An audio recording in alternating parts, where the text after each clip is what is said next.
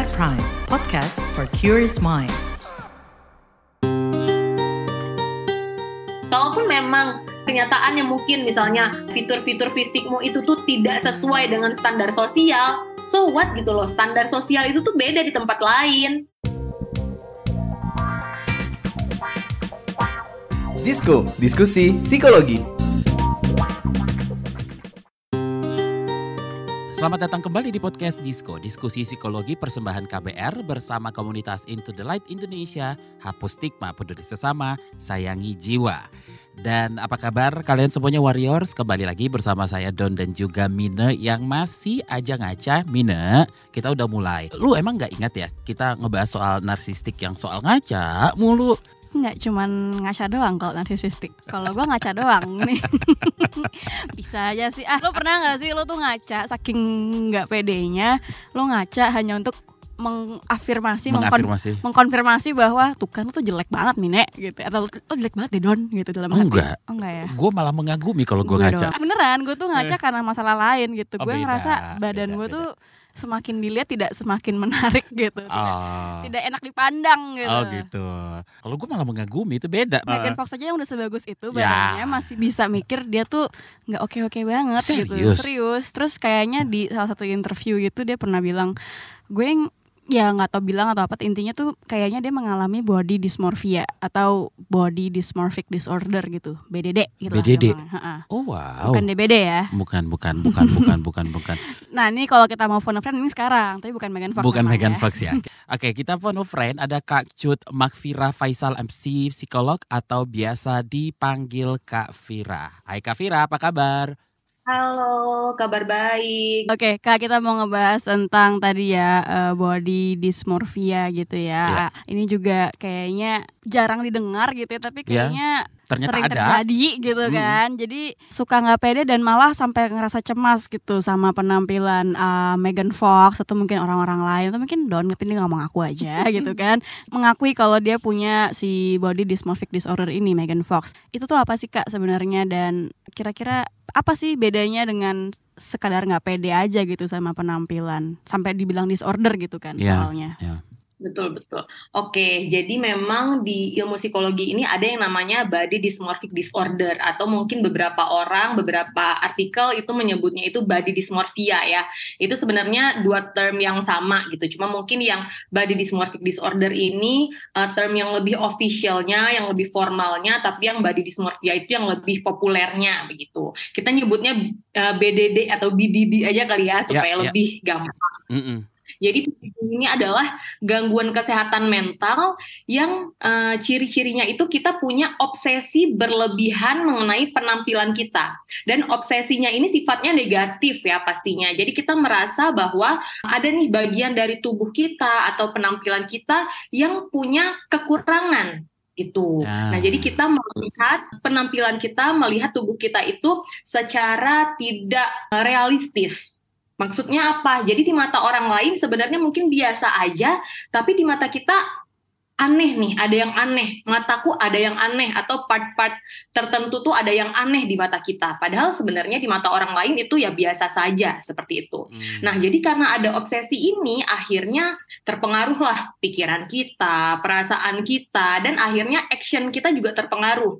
Gitu ya, mungkin kalau dari soal pikiran kita jadinya terus-terusan mikir, aku jelek ya, bagian ini aneh banget gitu, atau kita mikir orang lain pasti sadar deh bahwa aku jelek banget, terus ujung-ujungnya karena pikirannya seperti itu kan pasti perasaannya jadi dominan emosi negatif ya, jadi cemas, takut, malu, seperti itu, dan akhirnya itu mempengaruhi actionnya kita jadilah terobsesi untuk misalnya mempercantik diri, tapi dalam konteks yang terlalu berlebihan. Bahkan misalnya kita jadinya tidak mau lagi bersosialisasi karena takut ketemu sama orang, karena ya itu tadi, kita mikir bahwa orang pasti menilai kita secara negatif, seperti itu. Jadi pokoknya dampaknya luas ya, tapi intinya yang dimaksud dengan BDD ini adalah gangguan kesehatan mental di mana kita itu terobsesi, punya pikiran, punya keyakinan bahwa penampilan kita itu tuh buruk, Seperti itu. Oke, tapi sebelum nanya penyebabnya, aku mungkin ada satu kasus dulu nih Kak. Biasanya kalau udah makan malam, habis itu kan mau istirahat tuh Mina, Kak Vira. Habis itu scroll media sosial, TikTok atau apa, nyesal gue makan. Tapi itu bisa salah satu hal yang men-trigger nggak sih Kak CBDD ini gitu loh, penyebabnya gitu. Apakah memang lingkungan sekitar atau media sosial? Sudah gue jawab sendiri, of course itu media sosial itu menjadi berpengaruh. Ya, buat lo ada pengaruhnya, apalagi setelah makan malam. Makan gitu. malam, habis itu mau tidur ngeliat scroll, waduh nyesel makan gitu loh. Gimana? Atau jangan-jangan ada penyebab lain, kan? Oke, jadi benar-benar itu kayak yang tadi di awal kita omongin ya, bahwa ini tuh mungkin termnya jarang kita dengar, tapi sebenarnya sangat sering kita hadapilah dalam kehidupan kita sehari-hari gitu kan ya.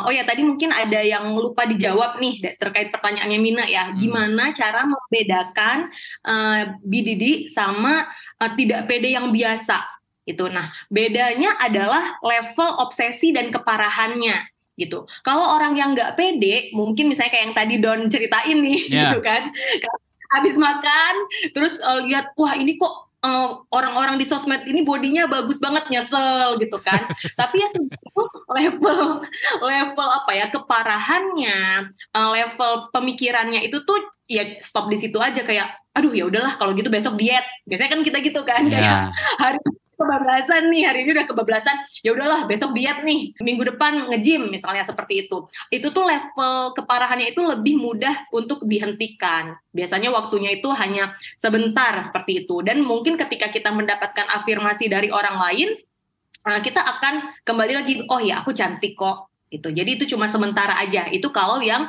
tidak pede yang biasa. Tapi kalau yang BDD ini memang tingkat keparahannya itu tuh sudah levelnya itu sudah mengganggu kehidupannya seperti itu. Jadinya bahkan ketika udah orang puji cantik, dia juga nggak percaya sama sekali. Kemudian mungkin kalau yang tidak pede biasa itu kan cuma sesekali tuh merasa ketika melihat misalnya foto orang yang cakep dan lain sebagainya. Tapi kalau si BDD ini almost all the time dia memikirkan hal itu. Jadi kebayang ya, itu tuh sangat mengganggu kehidupannya sekali, seperti itu. Nah, terus kalau relate lagi nih sama pertanyaannya Don tadi, apakah sosmed itu bisa jadi salah satu pemicu? Ya, tentu saja. Itu salah satu pemicunya. Tapi memang untuk kasus ini sebenarnya dia multiple factor ya. Jadi faktornya itu nggak cuma satu.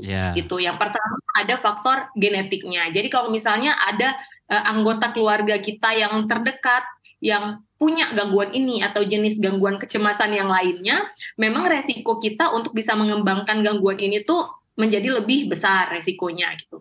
Kemudian kalau kita ngomong soal biologis atau neurologis ya, itu memang ada perbedaan struktur otaknya ternyata di orang-orang dengan BDD ini. Mereka itu ada bagian otak tertentunya itu yang terlalu aktif, jadi overaktif, makanya dia selalu mikir gitu. Jadinya susah untuk mengendalikan pikirannya seperti itu.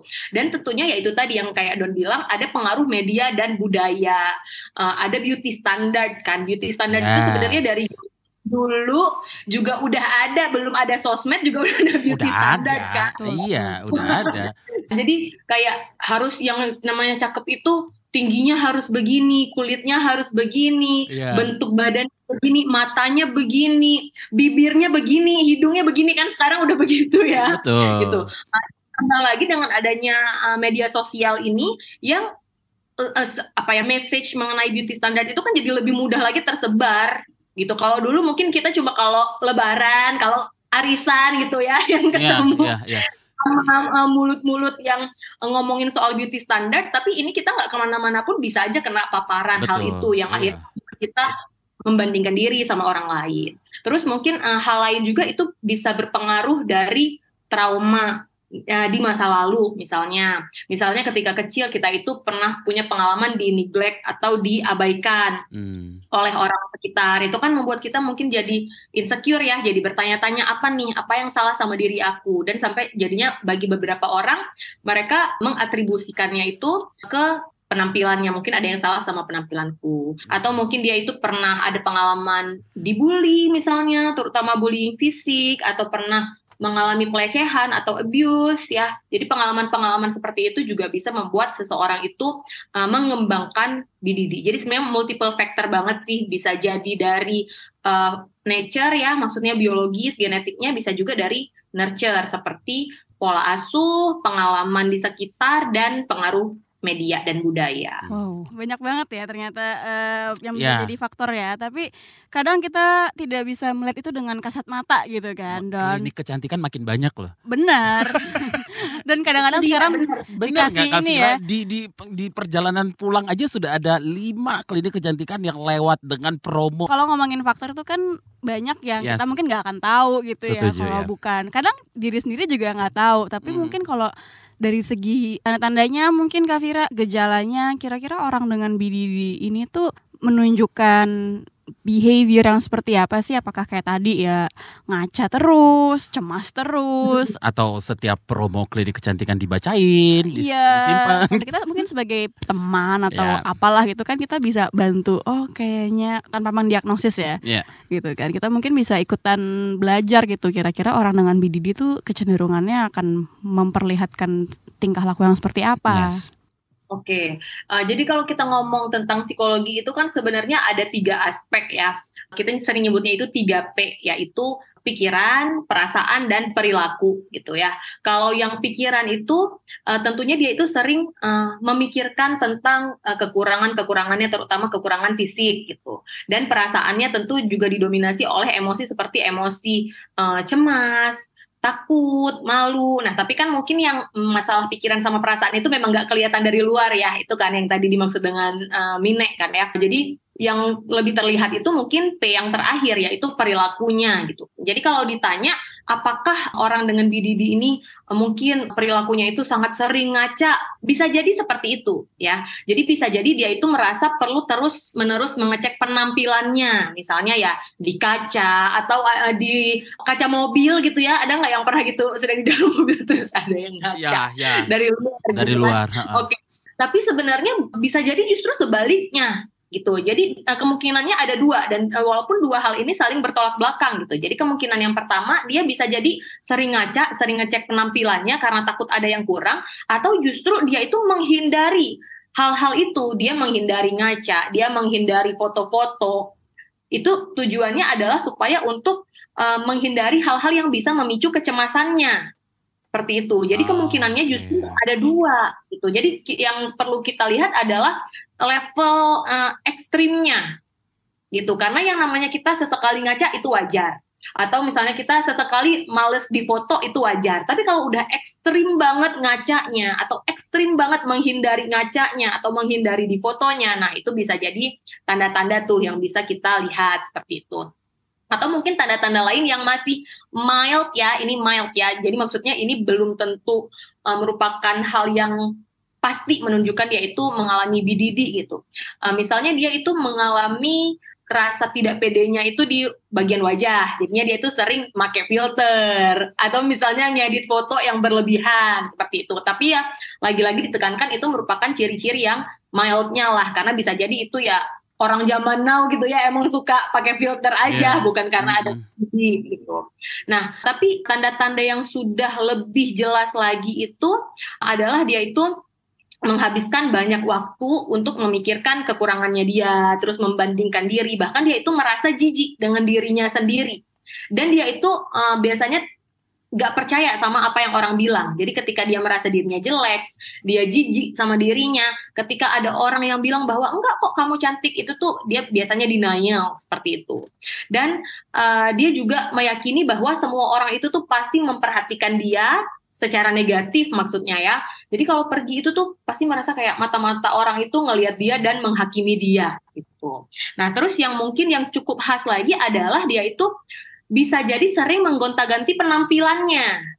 Nah, itu mirip nih sama yang tadi kita omongin soal klinik kecantikan gitu ya. Gitu ya, misalnya menggonta-ganti penampilan dalam hal misalnya dia sering melakukan tanning atau suntik ini itu, atau misalnya ganti style rambut, ganti style pakaian, atau yang bentuk yang paling ekstrimnya itu adalah sering melakukan operasi plastik. Kan itu seringnya kita lihat di di sosmed lah, atau di berita-berita ada orang yang sampai melakukan operasi plastik tuh berkali-kali sampai wajahnya itu bahkan nggak bisa dikenali lagi, atau kesannya itu udah nggak seperti manusia, udah mungkin seperti boneka, seperti Barbie gitu ya. Barbie hidup, jadi itu kan gitu ya. Barbie hidup ya, jadi itu udah saking terobsesinya, jadi malah ketagihan untuk melakukan operasi plastik seperti itu. Dan yang terakhirnya lagi itu yang bisa jadi tuh ciri-ciri yang udah red flag banget itu adalah kalau sampai dia itu punya pemikiran untuk bunuh diri saking dia tidak pede sama penampilannya begitu. Oke Kak Vira, aku rasa kita punya banyak banget pertanyaan yang belum bisa dibahas untuk di segmen pertama ini. Jadi jangan kemana-mana, kita akan break dulu. Tolong! Ada apa MJ? Spider-Man tolong tangkepin orang ini. Loh, kenapa? Aku habis kena tipu investasi bodong nih. Sekarang aku bangkrut. Kosanku bakal nunggak 3 bulan. Oh alah, pasti belum dengerin Uang Bicara ya? Uang Bicara? Apa itu? Podcast ekonomi dan literasi finansial dari KBR Prime. Narasumbernya kredibel dan topiknya cocok banget buat anak muda kayak kita. Ada juga nih, topik biar gak ketipu investasi bodong. Oh iya, aku dengerin deh. Tapi kamu mau kan nangkep penjahatnya? Siap, apa sih yang gak buat kamu? Uang Bicara, menavigasi kamu supaya tetap cuan dari KBR Prime. We are back, kita lanjutin lagi nih obrolan seputar BDD atau Body Dysmorphic Disorder. Ya, nah tadi di awal segmen tadi Kak Vira udah menjelaskan apa sih sebenarnya BDD ini. Nah kalau pertanyaannya kayak gini nih Kak Vira, ini tuh terjadi sama perempuan aja atau laki-laki juga sama? Atau jangan-jangan di setiap orang itu ada BDD-nya? Oke. Gimana tuh Kak? Oke. Nah kalau pertanyaannya apakah ini cuma di perempuan saja atau laki-laki bisa mengalami atau tidak? Jawabannya adalah dua-duanya bisa. Tapi kalau secara data secara umum ya, memang mayoritasnya itu lebih ke perempuan sih. Jadi kalau di seluruh dunia ini lebih kurang mungkin sekitar 60% yang mengalami BDD ini adalah wanita, sedangkan 40%-nya itu pria. Nah, pertanyaannya kan kenapa nih bisa lebih banyak pada wanita gitu? Karena ya itu standar kecantikan, beauty standard yang kita omongin itu kan memang lebih berat dan kejamnya itu ke wanita gitu ya. Yeah. Mulai dari tinggi badannya harus gimana, badannya sampai rambutnya harus lurus atau keriting, warnanya, kulitnya kencang atau tidak, itu memang standarnya itu nggak bisa dipungkiri lebih banyak ke wanita. Makanya yang mengalami ini juga lebih banyak wanita. Dan kalau pertanyaannya Don tadi, apakah sebenarnya semua orang punya bibit-bibit ini dalam dirinya? Bibit ini ada sekian berapa persen gitu?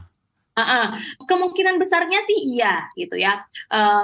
Yang kayak tadi mungkin yang namanya manusia itu kan dia memang makhluk sosial yang pasti lebih kurangnya itu punya kepedulian terhadap opini orang lain gitu kan. Jadi kalau misalnya kita bajunya kesempitan atau mungkin rambutnya berantakan aja kan pasti ada sedikit muncul tuh di pikiran kita, nggak rapi banget nih, nggak enak dilihat orang, nanti orang mikir begini-begini, itu tuh kan pasti ada ya, dan itu sebenarnya termasuk hal yang manusiawi juga gitu. Kapan hal ini bisa menjadi masalah, yaitu ketika level obsesinya itu tuh udah ekstrim dan udah sampai mengganggu keberfungsian hidup kita gitu. Mungkin kalau buat orang-orang kebanyakan kan walaupun ada pikiran, ini nggak pede deh kalau pakai baju ini, tapi ya udah selesai di situ masalahnya, dan nggak sampai memikirkan hal itu berhari-hari, nggak sampai dia muncul keinginan untuk melakukan self harm atau bunuh diri, nggak sampai dia jadinya nggak mau bersosialisasi lagi sama orang lain seperti itu. Kalau memang tidak ada dampak-dampak negatif yang berkepanjangan seperti itu, berarti itu masih dikategorikan hal yang wajar, normal, bahkan mungkin ada fungsinya. Maksudnya ya udah itu kan ada fungsinya ya gitu. Kita merasa nggak rapi nih pakai baju yang ini, ya udah jadi kita termotivasi untuk lebih grooming lagi, jaga penampilan. Atau misalnya kita merasa aduh udah buncit nih perutnya, oh ya udah kita termotivasi untuk berolahraga seperti itu. Jadi at some extent sih itu sebenarnya masih wajar dan bahkan masih ada fungsinya dampak positifnya ke diri kita. Kapan dia bisa disebut disorder, gangguan, itu adalah ketika levelnya itu memang sudah sangat mengganggu diri kita, begitu. Udah sampai membuat kita jadi nggak mau bersosialisasi karena saking takutnya sama penilaian orang lain, terus udah membuat kita sampai mungkin nggak mau kerja, misalnya, karena nggak mau ketemu orang-orang, atau bahkan sampai self-harm saking bencinya sama diri kita, itu tuh banyak tuh. Kalau udah sampai self-harm karena penampilan, maka itu memang bisa jadi kemungkinan besar BDD, tapi nggak boleh diagnosa sendiri gitu ya. Atau bahkan sampai dia ingin mengakhiri hidupnya karena saking bencinya sama penampilan dirinya, nah itu baru bisa dikategorikan sebagai disorder. Oke, berarti emang ketika udah sampai bisa mengganggu keseharian kita, udah pasti butuh bantuan dari yang ahli deh, dari profesional gitu ya, Kak Fira ya. Oke, tapi apakah seseorang itu atau dia yang dengan BDD ini ya, Kak Fira itu nggak bisa menyadari kalau sebenarnya nggak ada yang salah sama tubuhnya gitu loh? Kan apa yang dilihat oleh seseorang dengan BDD? Mungkin ini bisa sekalian pesan Kak Fira juga ke warrior yang lagi dengerin episode kali ini. Oke, jadi sebenarnya ini sangat tergantung dari level keparahannya gitu ya. Jadi kita sering nyebut ada yang namanya level insight. Insight itu adalah kesadaran bahwa keyakinan saya itu tuh nggak logis gitu. Jadi orang yang dengan BDD ini juga level of insight-nya itu tuh berbeda-beda gitu. Ada yang punya level insight-nya itu tinggi atau menengah. Nah, jadi dia kalau yang level insight-nya itu tinggi, dia tahu tuh bahwa sebenarnya kritik diri dia atau pemikiran dia itu tuh nggak benar sebenarnya. Itu kalau insight-nya itu tinggi, gitu. Nah, atau menengah. Jadi dia tahu bahwa pemikiran saya salah. Tapi apakah itu artinya masalahnya beres? Enggak gitu. Karena walaupun dia tahu pemikiran dia salah, dia tetap tidak bisa mengendalikan pikirannya atau kecemasannya itu. Gitu. Itu kalau yang level insight-nya tinggi. Tapi ada juga yang level insight-nya itu rendah. Nah, buat orang yang BDD dan punya level insight-nya rendah, dia itu meyakini bahwa kemungkinan besar pikiran dia itu tuh benar. Kemungkinan besar dia benar. Jadi dia nggak percaya sama apa yang orang lain bilang. Terakhir, ada yang dia bahkan nggak punya insight sama sekali. Jadi dia memang benar-benar ibaratnya nutup telinga gitu ya dari pendapat orang lain. Dia memang 100% yakin bahwa yang saya pikirin ini benar, orang lain yang salah gitu. Jadi ini tergantung tingkat keparahannya lagi sih. Semua hal itu tuh pasti sebenarnya ada tuh, semua trait-trait psikologis itu pasti sebenarnya udah ada di dalam diri kita. Termasuk misalnya narsis. Semua orang itu pasti punya trait narsis misalnya. Tapi berapa persen? Tapi berapa persen? Oh mungkin narsisnya itu ya berapa ya? 20% bagus. Kita bisa jadi PD yang produktif gitu kan. Tapi kalau udah levelnya 90% ya itu jadi mengganggu gitu kan. Karena kata kuncinya sekali lagi adalah level obsesinya itu seberapa ekstrim. Dan apakah itu sampai mengganggu keberfungsian hidupnya atau tidak? Apakah dia itu sampai ingin melakukan hal-hal ekstrim yang ditujukan untuk mengubah dirinya? Nah, itu banyak tuh pertanyaan-pertanyaan lanjutannya itu yang perlu periksa. Dan itu biasanya perlunya diperiksa sama profesional seperti itu ya. Jadi kalau pesan dari aku untuk warrior, memang kita hidup di zaman yang cukup sulit ya terkait dengan penampilan fisik ini.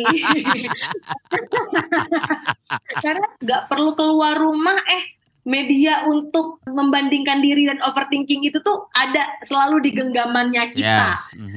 Bukan ya? Jadi mungkin itu pesan pertama adalah ya bijak-bijaklah menggunakan media sosial gitu. Kalau misalnya kamu udah merasa terganggu nih, udah mulai merasa kok akhir-akhir ini jadi sulit tidur, kok akhir-akhir ini jadi sering kepikiran tentang penampilan, coba deh refleksiin gitu ya. Kamu akhir-akhir ini sering terpapar sama informasi apa?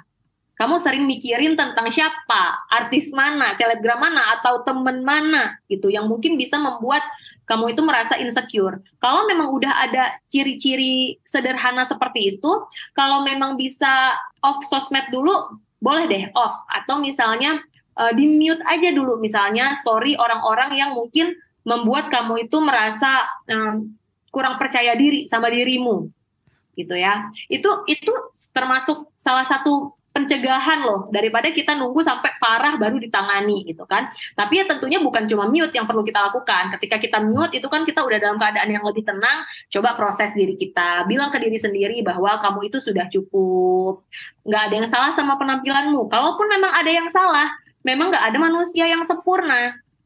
Kalaupun memang kenyataannya mungkin misalnya fitur-fitur fisikmu itu tuh tidak sesuai dengan standar sosial, so what gitu loh, standar sosial itu tuh beda di tempat lain gitu. Yang dianggap mungkin kurang cakep di Indonesia, ternyata ada hikmahnya, jodohnya malah bule gitu kan. Banyak kan yang malah kejadian seperti itu. Jadi diawali dengan hal-hal seperti itu. Jangan melihat segala sesuatu itu tuh secara black and white. Jangan terlalu mudah juga terpengaruh sama yang namanya standar kecantikan, karena yang namanya standar itu ya standar yang mana, standar yang siapa yang buat, standar di mana, beda tempat bakal beda standar. Jadi ya udah, jangan mudah terpengaruh sama beauty standard seperti itu. Kemudian ketika kalau udah ada nih gejala-gejalanya, langsung cari pertolongan, langsung misalnya coba batasin diri dulu dari hal-hal yang mungkin bisa memicu rasa insecure itu. Kemudian ngobrol ke profesional seperti itu. Nah, dan yang paling terakhir adalah jangan dipendam sendiri gitu ya. Ketika kalau misalnya kamu merasakan ada yang nggak beres nih sama dirimu, kalau misalnya kamu belum berani ke profesional, setidaknya ngobrol sama teman seperti itu. Karena biasanya kalau kita pendam sendiri, kita nggak bisa menilai masalah itu tuh dengan objektif. Tapi ketika kita sharing sama teman, kita bisa dapat misalnya perspektif baru mengenai apakah hal ini masih tergolong wajar atau tidak, seperti itu. Thank you Kak Fira. Aku sih tim yang lebih mendingan ngobrol sama profesional lah daripada sama temen tuh, kayaknya stranger lebih bisa objektif gitu. Lebih takut sama temen gitu. Nah makanya nih untuk warriors yang mau cerita-cerita juga gitu ya sama mungkin Kak Fira atau mungkin rekan-rekannya Kak Fira ya, psikolog-psikolog keren lainnya tuh bisa langsung aja nih ya download aplikasi Calm, KALM di App Store dan juga di Google Play dengan ketik tadi Calm, KALM pada bagian pencarian ya. Jangan lupa juga nih follow sosial medianya di Instagram @get.calm atau di Twitternya di @get_calm. Calm karena kita perlu cerita. Habis ini kita mau cerita-cerita sama Kak Fira ya. Sesinya personal ya habis ini ya.